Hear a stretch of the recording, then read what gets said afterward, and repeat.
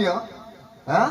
અને પેલા ઘર કર્યા કબાટ મેલ્યા ભલે મેલ્યો નથી રાખવામાં કે ના હોય તો કે ચી નાખ પશુ કી બનિયા બને નરકા ના બને કોઈ નર એસી કરણી કરે આ નરકા નારણ જીવ તો ઘર જોઈ લે બંદા જીવ તો ઘર જોઈ લે મર્યા પછી કાળા ઘરનો કુવો આ જીવ તો છે ને એટલી ઘડિયાળ સારું છે ને કે ઓની પછી કિંમત કોઈ આવશે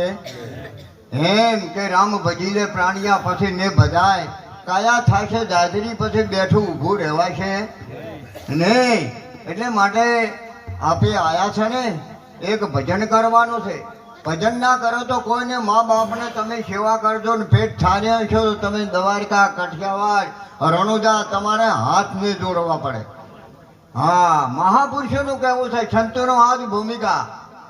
હરે સંસાર એવા લાગણી પલકનો મેળો રે